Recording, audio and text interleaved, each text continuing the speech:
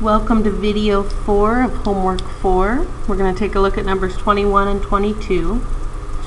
So number 21, I see a limit. First thing I try is direct substitution. I go ahead and plug in the given value. In this case it's being 9. Square root of 9 is 3. 3 minus 3 is 0. 9 minus 9 is 0. So that gives me indeterminate form. That tells me direct substitution did not work. Next thing I'm going to try is multiplying by the conjugate. I chose that because it's a square root in a fraction. So I take my original expression, I multiply by the conjugate of the square root term,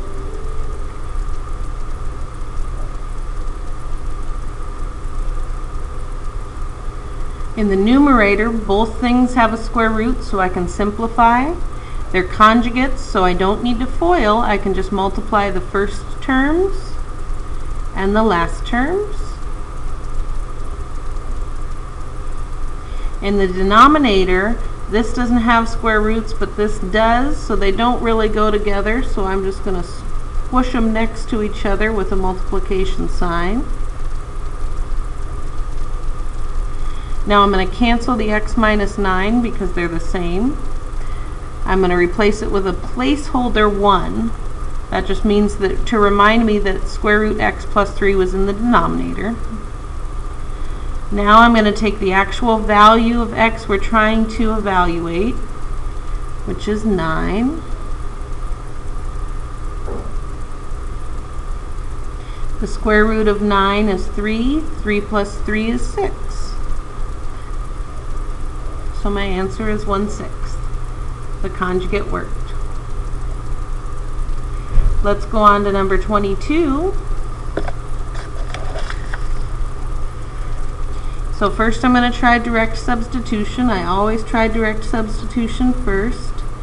Negative 3 squared. Make sure you put that negative in parentheses to keep it safe as it travels.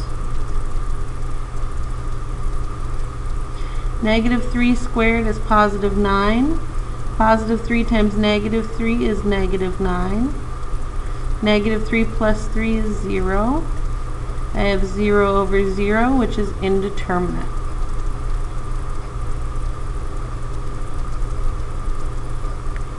That means direct substitution did not work.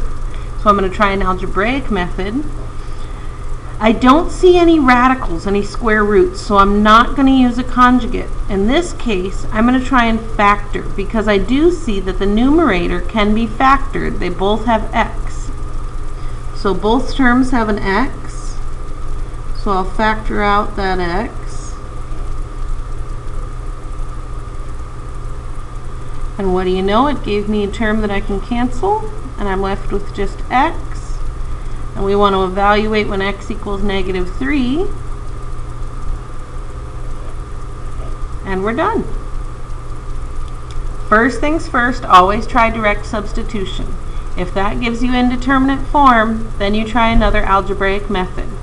The two algebraic methods that we've learned about are using a conjugate, like I did in number 21, or factoring, like I did in number 22. I hope this helps. I'll see you in the next video.